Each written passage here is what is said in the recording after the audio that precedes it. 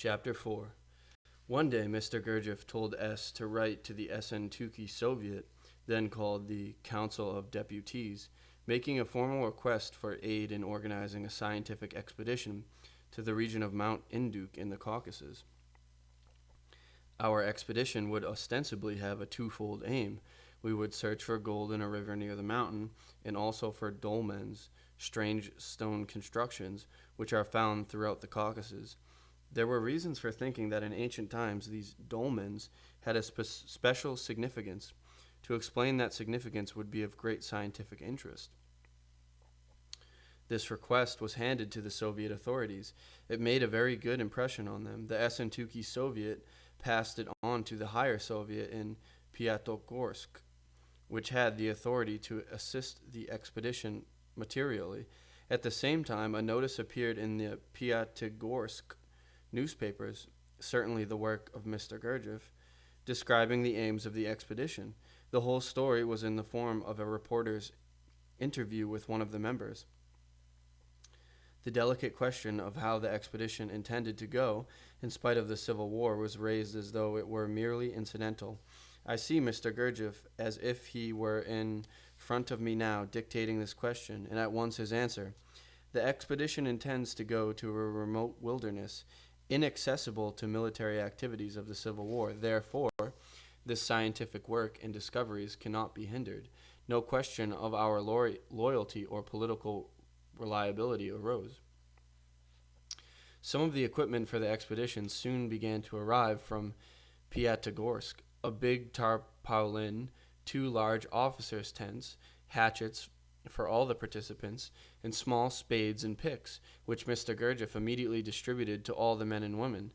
And there was something else, a large red and black fireman's belt, which Mr. Gurdjieff wore on the day of departure. Although Mr. Uspensky did not take part in our expedition, he was active in the preparations. He told Mr. Gurdjieff that for washing the gold, alcohol would be necessary, and in no small amount. Mr. Gurdjieff understood and immediately dictated an appropriate request, which was given to S, and to my astonishment, several gallons of pure alcohol, at that time almost unobtainable, and some denatured alcohol was brought into our house in Essentuki. All this alcohol was quickly put into small bottles, which were then given to each of us. Certain bottles were marked medicine for the treatment of cholera, others medicine for the treatment of malaria. The bottles of the first category were of pure alcohol, and those of the second were of denatured alcohol, which had been filtered through hot bread and baked onions so that it could be drunk. Preparations for the expedition continued. Although Mr. Gurdjieff knew very well how to do things quickly, he also knew how to wait for a long time, if necessary, for the most opportune moment. In this case, he again proved to be right. Appropriate passports, laissez-passers, recommendations, and identification papers had to be obtained. We also had to arrange for railway baggage cars in which we were to travel with our equipment and our horses and donkeys. The story of how we got our passports will illustrate Mr. Gurdjieff's ability to see and plan ahead for everything that we would need and for what would normally have been impossible to obtain. About 6 weeks before we were to leave Essentuki, Mr. Gurdjieff had astonished and even shocked us all, as I have said already, by telling S to go to the Soviet authorities and apply for a government position that required legal training. Since S was a good lawyer, he was not only appointed to the position, but was soon promoted and before long found himself in charge of the office that issued passports and other such documents. Of course, Mr. Gurdjieff at once told him to issue Soviet passports to all of us, describing us as citizens of Essentuki. Had we ventured into the remote frontier regions with only our czarist papers, showing us to be doctors, engineers, guards officers, and so on, considered by the communists to be enemies of the people, we would have been shot on the spot.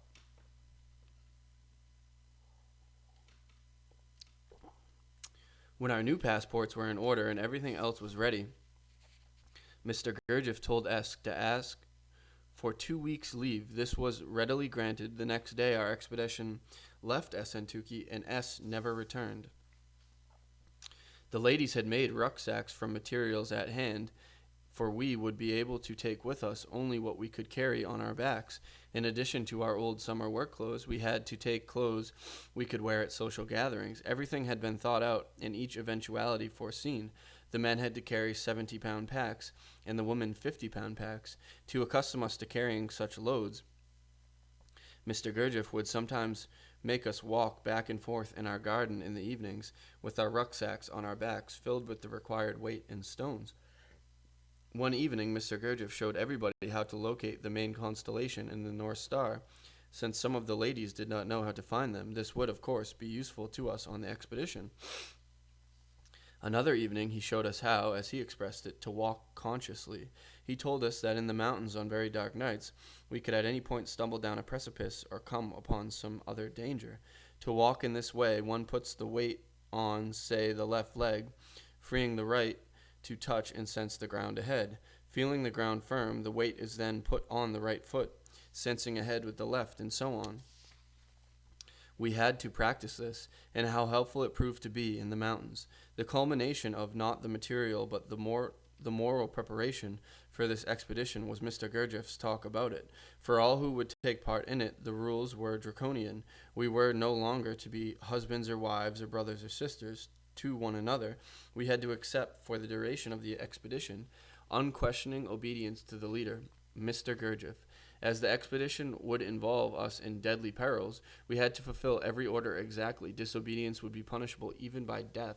In saying this, Mr. Gurdjieff put a large revolver on the table. Since I had already made a smaller expedition with Mr. Gurdjieff the previous year, I understood that all these desperate rules were only to help us visualize the obstacles we would meet. I knew that he would bring everybody safely over the mountains, that nobody would be seriously hurt, that the obedience required would be as it had been in Essentuki. I had no hesitation about all this, but there was a serious difficulty. Everything that had happened since the beginning of the war, such as my long illness, had exhausted my wife. I was worried about her. She implored me to ask Mr. Gurdjieff to let us go away for a week or two by ourselves, to rest and gather strength for the expedition. I went to speak to him. I remember it was on the street. I said, "Mr. Gurdjieff, I know that everything you do and all you require of us is done for us, for our development, but my wife is at present so tired," and I told him her wish for a rest. Mr. Gurdjieff did not get angry, but with a great gentleness looked at me and said, "You just told me that you understood that everything I ask of you is for your sake. So then, why do you ask me this?" It was obvious that my wife would have to make another super effort, and that the time for rest had not yet come, and she proved to have energy enough. It was not only people that Mr. Gurdjieff prepared for this trip. Once I saw him in the street holding our bay horse on a long rope. With the other end, he beat him on the belly. At once the horse reared. We could not imagine why he was doing this, but I understood it later when soldiers came to requisition our horses for the Red Army. Mr. Gurdjieff sat calmly on the garden bench, watching what was happening and interfering in nothing, in spite of the fact that our lives depended on the horses. My wife was even angry because he passively let the horses be taken. An hour or two later, our horses were brought back by the soldiers, who said they were very dangerous. The Bey had learned his lesson well. As soon as a soldier had tried to approach him and take him by the reins, he had reared, taking the soldier with him. The other horse had bitten a soldier on the belly, so both horses were returned as unfit for service. I shall never forget the eve of our departure. Perhaps I should explain here that our stay with Mr. Gurdjieff had never been associated in our thoughts or feelings with the idea that all the past was lost, or that, though through Mr. Gurdjieff we could escape from the Bolsheviks, that the Bolsheviks would really stay in power in Russia never entered anyone's head. My wife and I had very important and powerful friends, such as our last Prime Minister, Count Gurdjieff, and several others who wanted us to go away with them in comfort. We wished to stay with Mr. Gurdjieff, but when it came to the point of fully accepting his conditions, one had to weigh very carefully his warning to those who wished to go on this expedition. My wife felt that she would not be able to accept them, and decided that it would be more honest to renounce the expedition, giving me full freedom to follow Mr. Gurdjieff. We discussed the problem all night, and the result was that she told Mr. Gurdjieff she would accept all his conditions.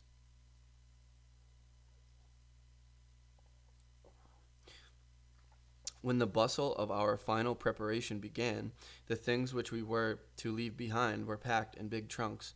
Some of our possessions had already been stolen during the journey from Petrograd, but most of them were in the trunks, heavy with linen and clothing. It was decided to put them in the cellar and hide them behind the wood pile. Mr. Gurdjieff took one of these heavy trunks on his back and carried it down as though it were nothing. On the last morning we dressed in our expedition clothes, ladies in simple skirts and blouses, men in Russian linen shirts like tunics. Hung on our belts we had bags with the 2 bottles of medicine, axes, and little cooking pans. Mr. Gurdjieff also wore a linen tunic with his fireman's belt. We took all our luggage, carts, and horses to the railroad station, where we were assigned 2 baggage cars. There was still an hour before our departure, and Mr. Gurdjieff agreed that we could walk in the park. It was the hour for music, and there were crowds of people. I had a very painful meeting with the Bulgarian general Ratko Dmitrieff. During the winter, I had made acquaintance with this hero of the Bulgarian-Turkish War. Now, seeing my traveling outfit, he was interested and asked me where I was going. I told him I was off on a scientific expedition. If I were younger, he said, I would ask you to take me with you. 3 weeks afterward, when the reign of terror began in Essentuki, Ratko Dmitrieff, General Ruski, and many guards officers were arrested. They were taken up the nearby mountain, where they themselves had to dig a ditch. There they were shot, and then thrown in and covered with earth, half dead. I was a guards officer, and if I had stayed in Essentuki, I would surely have shared their fate. Our train was a slow freight. Not until the next day did we reach Armavir, where we had to be shunted over to another track. My aunt, my mother's sister, lived in Armavir, and I wished to see her, for I knew that it would be the last time. We were told that the car would not be moved until the next morning, so Mr. Gurdjieff allowed my wife and me to go. The town was in Bolshevik hands. There was no transportation, so we had to walk. As Bolshevik soldiers were patrolling the streets, we tried not to attract attention. We dirtied our fingernails, turned our coats inside out. My wife put a shawl over her head, and I wore a workman's cap. Our pockets were filled with sunflower seeds, which we constantly chewed and spat out in the manner of working people. In this way, we went safely to see my aunt, and then returned to the station. But there we were horrified to find that our cars had disappeared, and we were afraid to ask too many questions. Finally, we were told that they had been put on another track, but nobody knew where. How terrible! We were lost. But in a few minutes, which seemed to be hours, we saw S looking for us. He had received permission to get 2 sacks of sugar from a nearby store. Our relief was such that it seemed a trifle to go with him to the store and carry the sacks more than 2 miles to the 2 cars, which we did not reach until late in the evening. Mr. Gurdjieff at once divided all this lump sugar amongst us by candlelight, and each one received 50 pieces. On such an expedition, sugar is of great value. Next day, when we arrived at Mykop station, Mr. Gurdjieff sent Dr. S. to the local Soviet office with our papers, asking for permission to continue our trip. He was gone a long time, but finally returned bringing the news that Mykop was surrounded by fighting Cossacks and Red Army troops, and that it was impossible to go further. The Soviet proposed that we stay in a deserted farm 2 miles from Mykop. Certainly nothing better could be expected. We got our luggage from the train and were shown the way to the farm. It was a beautiful place, left by its owner a long time before, but the house and the other buildings were in good shape. There were empty stables, cowsheds, and barns filled with hay, on which one could sleep. The farm was situated on the edge of a wood, through which there was a little path leading to a beautiful white river. There was even a place on the river where we could swim, complete with diving board. Far away, one could hear gunfire, and sometimes shots whistled over our heads, striking the mountain on the other side of the river and causing stones to fall into it. But we paid no attention. It was a heavenly oasis during such a terrible time. In Essentuki, Mr. Gurdjieff had said that on the ocean, even during great storms, there are quiet areas where there is no turbulence at all. And so it is during revolutions. There are places where people can live quite peacefully, and the turbulence does not affect them. In these years of upheaval, Mr. Gurdjieff brought us from one quiet spot to another. We did not realize it, but it was so, and only later did we appreciate his inspired guidance. Meanwhile, before further real battles, our inner struggles began. We had an easy life in a beautiful spot for about 3 weeks. This part of the northern Caucasus was the most fertile land in Russia. The climate was wonderful, the summers hot and quite dry, the population was rich, and in the market one could get all the provisions one wanted. From the first day, Mr. Gurdjieff divided our company into small groups of 5 or 6 persons. In each group, one person had to buy and prepare food. From our group, it was my wife who had this task. The food was cooked in the open air in a pot hanging from a tripod over a campfire. Soon, Mr. Gurdjieff told me to have my meals with him, so then my wife had to cook only for herself and 2 men. Then one of them was told to eat with Mr. Gurdjieff, and she was left with a man she did not particularly like. Some days later, even this man was put in another group, and my wife had to cook only for herself. It was hard to be alone at meals, because all day long we were working around the farm, and only at mealtime did we come together. Each evening, Mr. Gurdjieff assigned 2 of us as night watchmen. After a day of heavy work, it was difficult not to close our eyes until the next morning when Mr. Gurdjieff awoke, although he was up very early. What happened on these watches was a little piece of sugar. What helped on these watches was a little piece of sugar. How we learned to economize with them. At the same time, we came to appreciate the beauties of the South Russian nights. The sky was our clock. The appearance of the constellations showed us that midnight had passed. Then that it was 2 o'clock. Then that the sun would soon rise.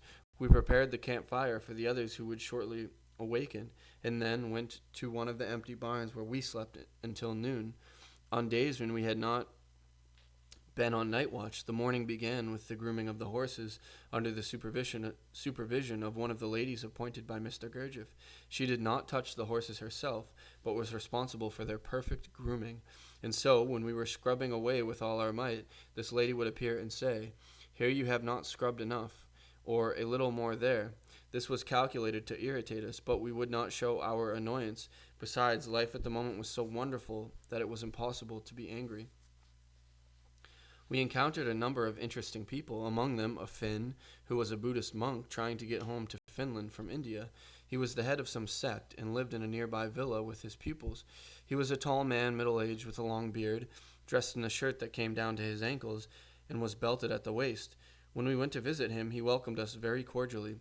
He was busy cutting tomatoes and other vegetables into little pieces and putting them in a barrel to salt them.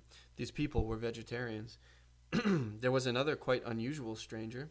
He was barefoot, wearing a worn-out cape and linen trousers that were torn and came only to his knees, revealing very elegant legs.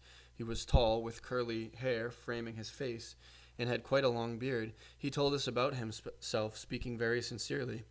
He had been an officer of the guards, which meant that he was an aristocrat, but he had chosen to be a wanderer and had no wish to return to his former life. We felt in him an absolutely honest and good man, so we took him into our company, and he stayed with us until we reached Sochi. Then he continued on his way alone. Who he was we did not know, but in spite of his rags, he was an impressive figure. We had only one disagreeable experience. A soldier rode up on horseback with an officer's epaulette hanging from his saddle. Whether he wished to appear an ardent revolutionary or really had just killed an officer, we did not know. He asked us who we were, why we were there, and so on, but he must have been satisfied with our answers, for he galloped off and bothered us no more. Finally, it became possible for us to continue our journey, since my cop was taken and occupied by the white forces. The Buddhist monk told us with horror that he had gone into my cop to find out how things stood, and on entering the town had seen a gallows with bodies hanging on it. With a Finnish accent, and expressing all the horror of his impressions and the protest of his whole being against the cruelty of mankind, he said, "See, they hang there, they hang." When the Bolsheviks realized that the White Army was advancing, they proceeded to draft every man in the neighborhood into their ranks.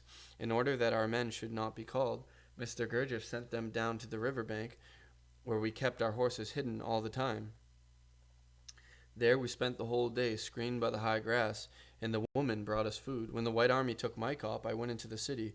Fortunately, I did not see the gallows, but I saw a 2-wheeled cart covered with canvas, under which one could discern a heap of flesh and bones. the mangled bodies of people killed in the fighting. In the town, near a 2-story house on a large square, some 50 white Russians who had been in hiding were gathered.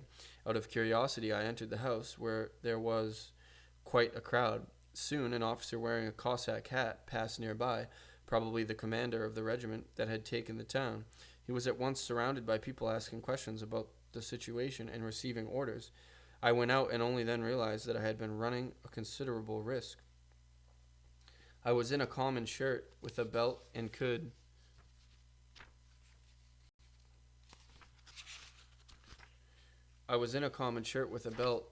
easily have been mistaken for a Bolshevik. I had no papers with me, and even they would not have helped in such a tense moment. Thank God nothing happened. I hurried back to our farm, noticing on the way some other signs of liberation from the Red Army. On my return, I learned that Mr. Gurdjieff had, as usual, sent the doctor to get a white Russian pass for us.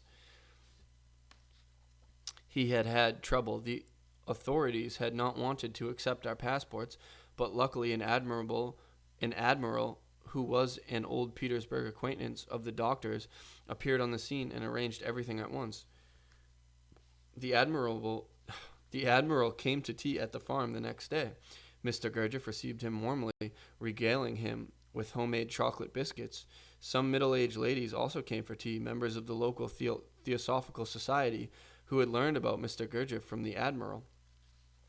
So P was told to lecture to them, and I can still see them under the great old oak tree, P surrounded by these philosophical ladies, who listened to him with close attention.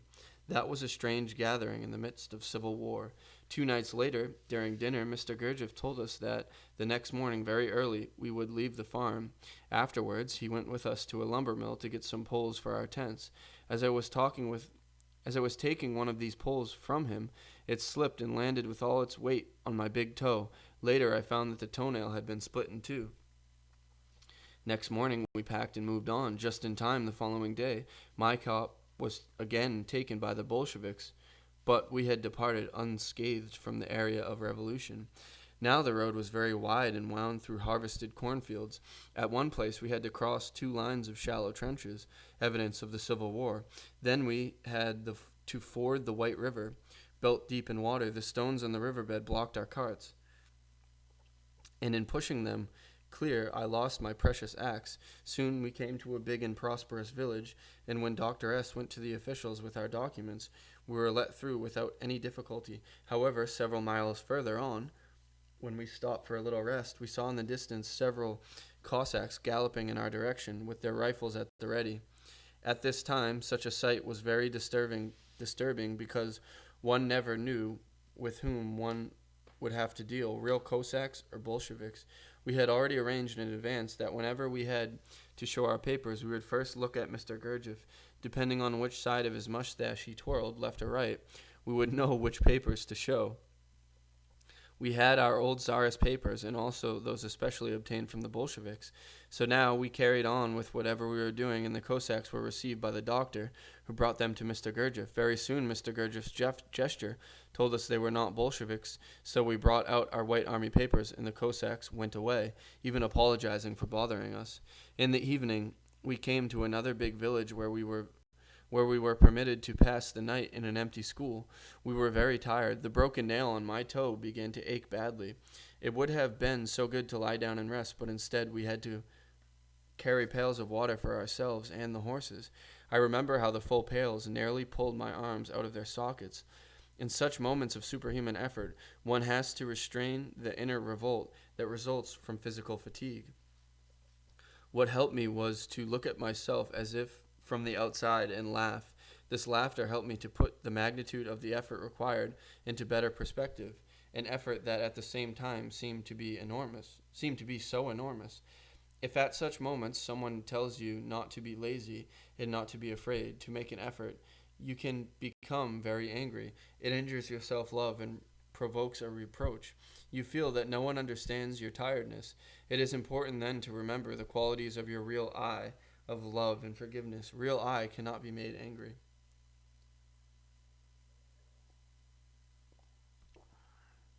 The next day, as soon as the sun rose, we prepared to leave. Again, all the luggage was packed, the horses were harnessed, and we pushed on. Everyone except the driver walked. At first, our way was not difficult, and the country was very beautiful in those lovely late summer days. The road curved around the low hills covered with stands of fine oak trees and passed by open fields. In the forest were wild pears already turning brown and becoming very sweet. But the easy part of the journey was soon at an end. One evening we arrived in a village called Hamishki and stayed with a rich farmer. When we were all settled, men in one room and ladies in another, Mr. Gurdjieff told us that we would continue on our way early the next morning, but that as there would be only a little path instead of a road, we would have to leave the carts here, put all our luggage on the horses and donkeys, and carry our personal belongings ourselves. Until now our rucksacks had been carried on the carts.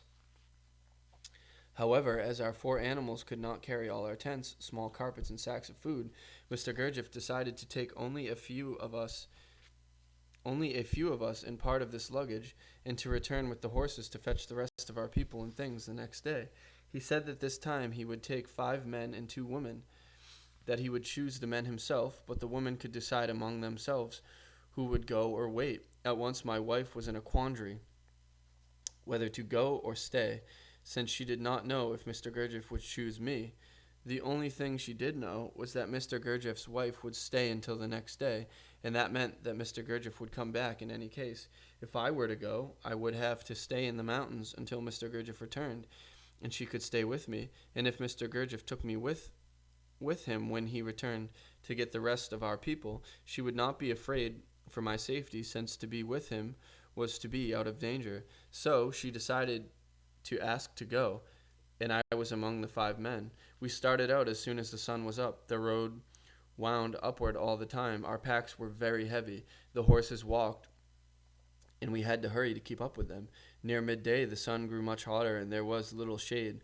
My wife was quite exhausted, and once, when Mr. Gurdjieff and the horse disappeared ahead of us, she sat under a tree and told me that she could not continue, that I must go on and she would stay there. I certainly did not intend to leave her, but I had no time even to think when Mr. Gurdjieff called out, asking where she had disappeared. He shouted, "Come quickly, we will stop here." My wife got up, and we found that Mr. Gurdjieff had stopped by a deserted hut near a wooded slope, where we could hear a stream murmuring. He ordered us to unload the horses and to feed and water them. We ourselves ate, then slept for 2 hours. When the sun began to go down, Mr. Gurdjieff with 3 men, including myself, returned on horseback to the village. He told those who stayed on the mountain to keep a fire going the whole night to frighten the wild beasts away and to organize watches. "Now I am peaceful," he said. "We do not have to deal with men any more, just with wild animals." He promised to return next day at about the same time. My wife was quite content because I was with Mr. Gurdjieff. She did not even think about herself.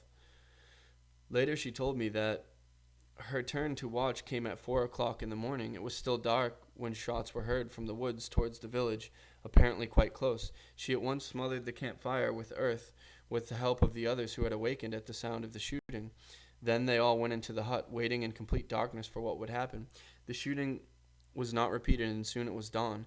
They started the fire again, made tea, and waited for us.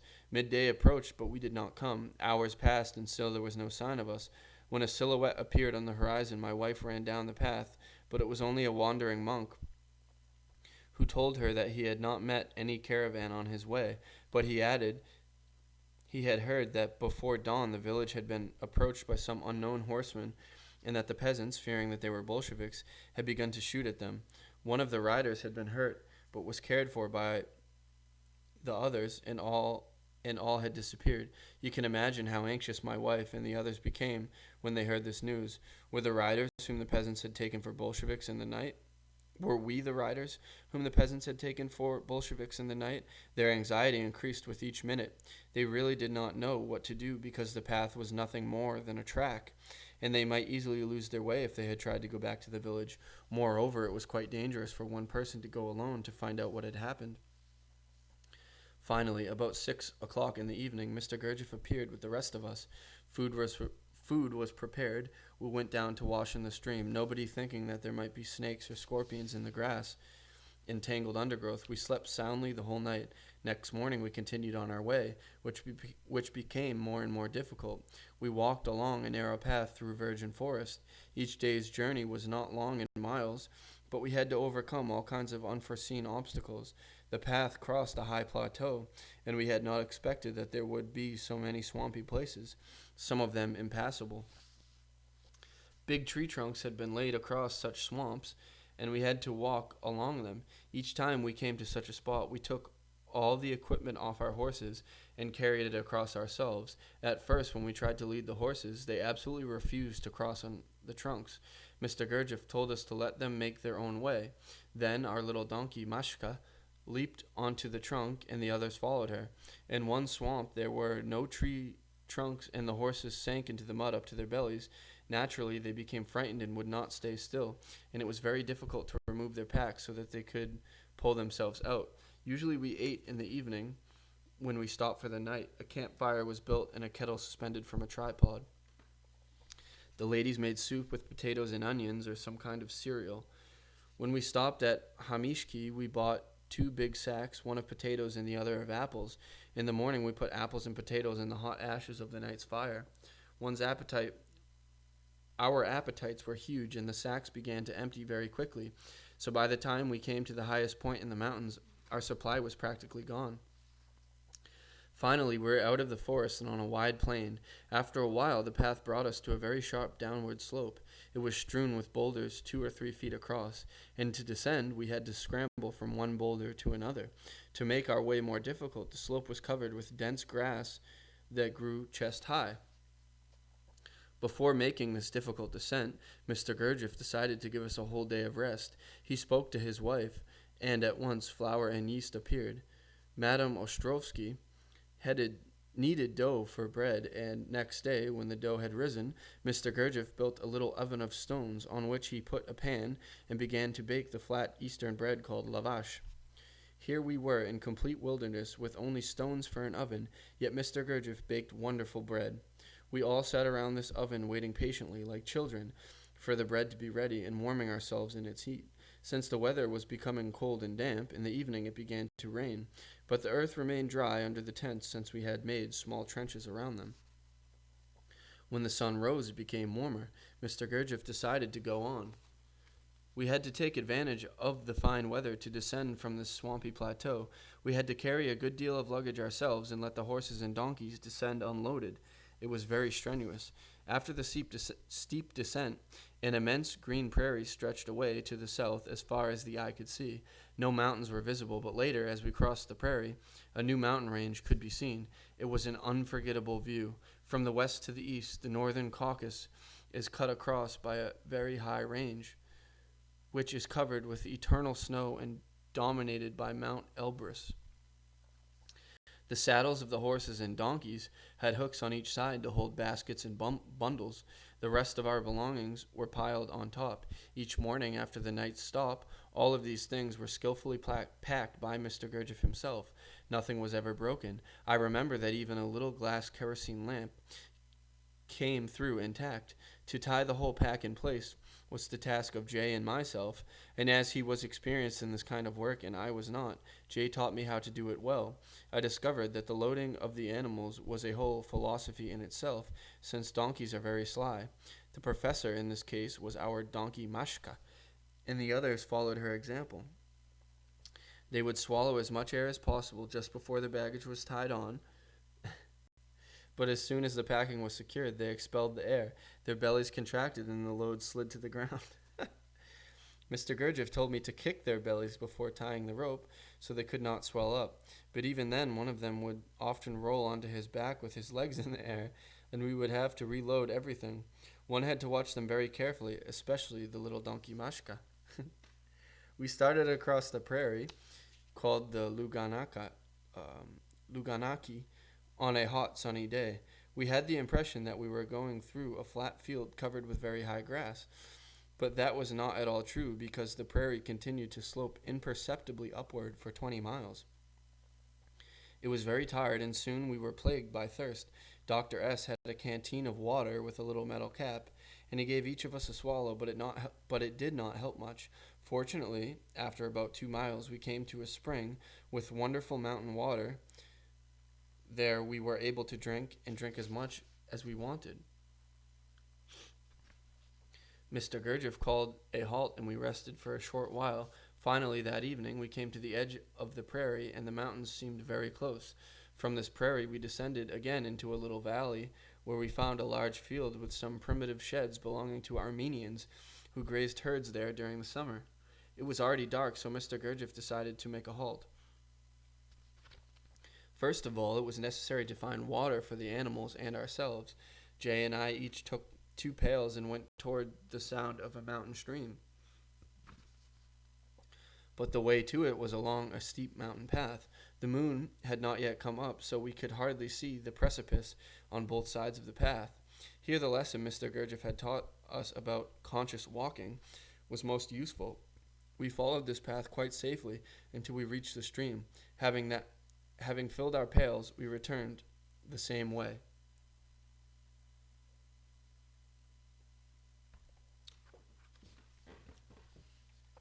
The supper that evening was very meager because there were only enough potatoes left for one more day, some onions, a little flour, but no bread.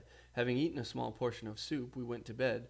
We slept in one of the little sheds with the horses, and my wife said that all night she felt the breath of the big brown horse on her cheek. So close was its muzzle to her face. At sunrise, Mr. Gurdjieff, with J&P and myself, returned on horseback to those we had left behind the day before. The weather was beautiful. We traveled quickly and soon reached Z and Miss B, who had been resting and feeding on berries they found in the woods. As we loaded the horses again, 3 peasants came by. They were very friendly and at once offered us half of their round loaf of bread. Money at this time would buy nothing, so they gave us the bread only because they seemed to understand how much we needed it. Jay divided this half loaf into 6 little pieces. Although we were very hungry, we ate it slowly. After so much strenuous activity and so many days without a normal meal, its taste was indescribably delicious. Later, in Tiflis, Mr. Gurdjieff said that this trip had been worthwhile, if only to experience the real taste of bread. In ordinary life, our taste impressions are seriously blunted. As I ate the bread, it occurred to me to save a little piece for my wife, but then I realized that I would have to walk the whole way back, and so I finished it. It was already dark when we returned, and I went to the little shed where we had slept the night before. My wife told me that there had been no food at all for them that day because the young people had found some mushrooms and had put them in the soup made from the remaining provisions, but it was too bitter to eat. How right it would have been to have brought her a little piece of bread. The next day we walked only until noon, approaching a broad valley where we came across a large herd of cows, goats, and sheep. They belonged to Circassian shepherds who took them there for summer grazing. They showed us great hospitality in the patriarchal manner that was their custom. Each of us received a big bowl of yogurt and a piece of very dry and thick cornmeal porridge, which for them took the place of bread. This food was handed out by the host, the old father of the young men. Mr. Gurdjieff spoke with them in a friendly manner and showed them his rifle, which was like a machine gun. They were very interested. After a short rest, we loaded the horses. Mr. Gurdjieff and our people, with the exception of my wife and myself, went on. It was our turn to stay behind with part of the luggage, and a boy of 14 stayed with us. Mr. Gurdjieff said he would come to get us the next morning. He left us quite content, since Circassian mountaineers have patriarchal laws. It would never offend or trouble a traveler who stopped with them. We spent the rest of the day collecting wood for the night's fire. Fallen trees that we had to carry from the far side of the stream, which was not deep, but full of stones and very rapid. We attached a rope to the trunks and were able to pull them to our side without too much difficulty.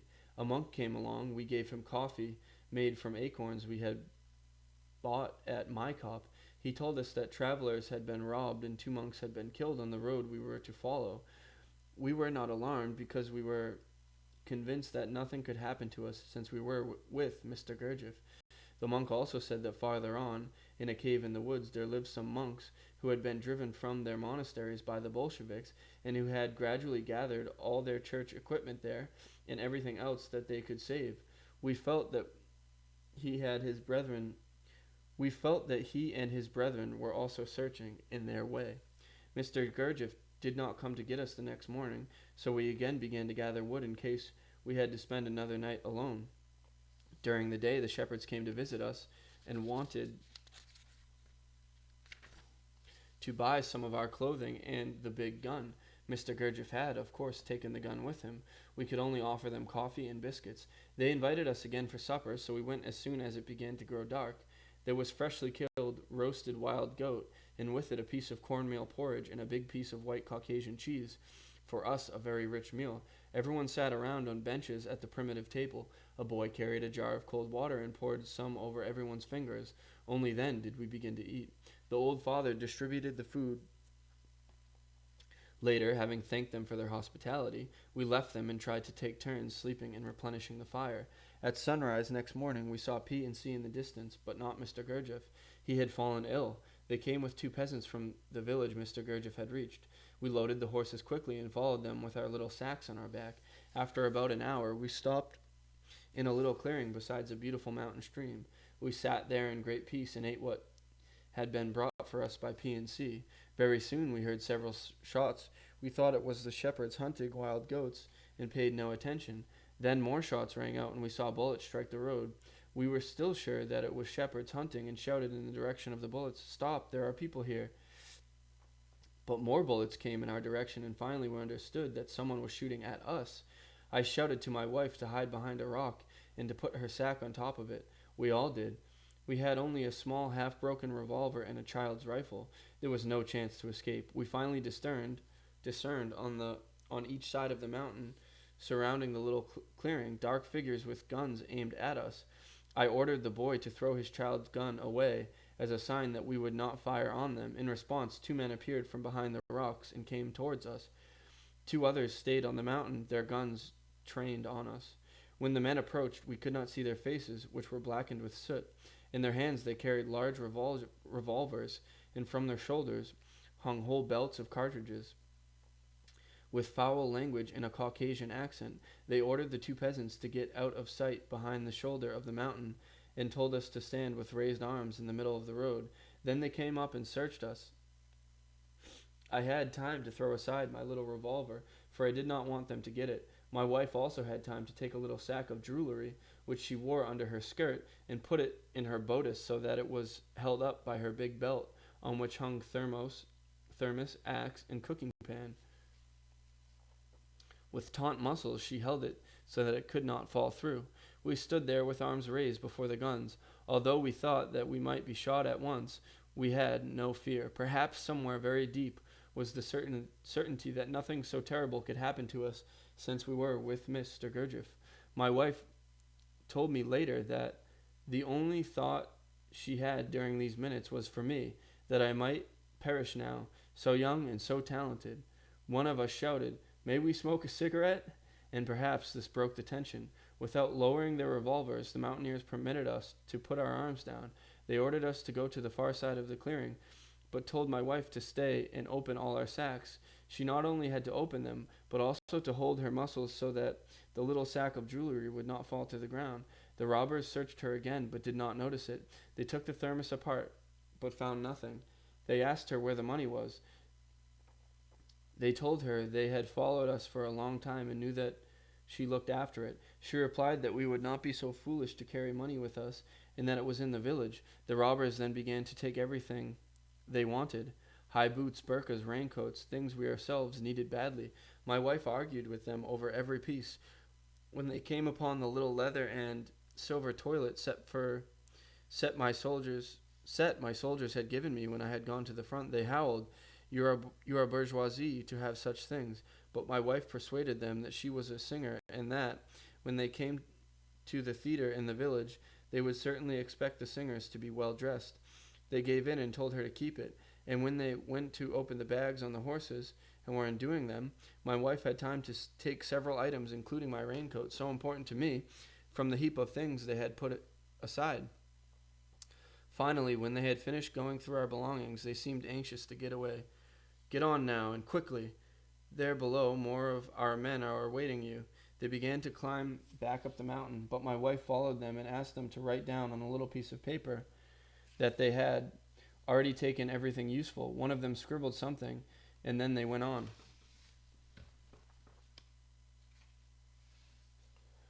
We repacked as quickly as possible and started off. Only then did we notice that our hands and knees were trembling. Our road was quite open to view, and the robbers could easily have shot at us, but nothing happened and no other robbers appeared. There had been another great danger, although it didn't occur to us until later. The robbers could have carried off my wife, but happily my wife was as thin as a stick at this time, and Eastern men like only fat women. Not only the road ran Not until the road ran through thick rhododendron bushes did we begin to breathe freely. We did not stop for a second, and in 3 hours we reached the village where Mr. Gurdjieff was waiting for us with the others. He listened to our report about what had happened, very indifferently it seemed to us, and said nothing. This offended my wife very much, but Mr. Gurdjieff gave us a very good tent, which even had a carpet, in the garden under a pear tree, and we were happy that we did not have to sleep in the big house with the rest of the people. Here we rested several days. Mr. Gurdjieff now borrowed a brake on which he lashed all our personal sacks, thus ending our great discomfort from the straps cutting into our shoulders. We traveled through beautiful woods full of oleander, but for me, walking continued to be very painful because my broken toenail had started to fester. Moreover, some poisonous grass had raised painful blisters on my feet and my wife's. Was it possible to bear all this? Certainly. Our aim was not to satisfy ordinary, everyday needs, nor even to save our lives, and yet everything was possible only as long as we remembered why we were there. Mr. Gurdjieff had told us in Essentuki about real faith, not a dogmatic faith that must be held for fear of the tortures of hell. He said that faith is the knowledge of feeling. This knowledge burns like a bright light in the crisis of life. During this journey, we experienced the truth of what he said. Next day, we arrived at the village of Babakov in a frightful downpour. Mr. Gurdjieff, with our belongings on the brake, went quickly ahead. We were left far behind, trying to hide from the storm under the trees. When we reached the village, someone was waiting for us and took us to Mr. Gurdjieff. He had already hired rooms in the house of a very sympathetic Polish engineer, who later went on with us. A Turkish bath was also found and heated. First the ladies, and then we men enjoyed it fully. There was only one bed in the house, and that, naturally, was for Mr. Gurdjieff. All the rest of us slept happily on the floor. Before leaving Essentuki, Mr. Gurdjieff had said that we would find dolmens in the mountains. Now, from conversations with the peasants, we learned that hunters knew how to get to one. The next morning, Mr. Gurdjieff and some of us went with these hunters and soon came to a dolmen. The area looked as though it had been inhabited many years ago. The hunters said that the peasants once had used these stones as a chicken house. This dolmen was a heavy stone box, 7 or 8 feet square, hollowed from a single rock. The cover was one great flat stone. In one side of the dolmen there was a perfectly round hole, 10 or 12 inches in diameter. With difficulty, my wife managed to get through this small hole, but she found the dolmen completely empty. I remember that this opening was towards the southeast. There was a theory that the dolmens were altars, but this is very doubtful. Mr. Gurdjieff said that they might have been road signs showing the way to places of initiation. He asked the hunters whether they had found any more dolmens in the woods, even broken ones, but they said that they had not seen any. Then Mr. Gurdjieff took some measurements and determined a direction for us to take. He told us to mark it with thin sticks to which handkerchiefs were attached. We had to make our way with axes through the heavy virgin woods. Soon we came to another dolmen, quite covered with grass and bushes, but intact. Then a third was found, but the stone cover of this one lay broken nearby. Again, there was nothing inside. This discovery of Mr. Gurdjieff's was the result of calculation, and astonished us as much as it did the hunters, who thought they knew the country perfectly. The descent from the place of the dolmens was dangerously steep. Our guides took us out of the thickest part of the forest, but there was no path to follow, and the angle of the hill was about 45 degrees. We asked our guides how we could go down, and they told us with great seriousness, by sliding on your seats. But they used a vulgar term. Mr. Gurdjieff laughed heartily, and this expression often turned up afterwards in difficult situations. The next day, in the evening, we reached the beautiful Black Sea town of Sochi, which was now in the hands of the Circassians. I said to Mr. Gurdjieff, "Last year you took me dying to the hospital of this same town, and now I am back here again, alive and healthy. How will you thank me?" he asked. I replied, "By trying to understand your work with me."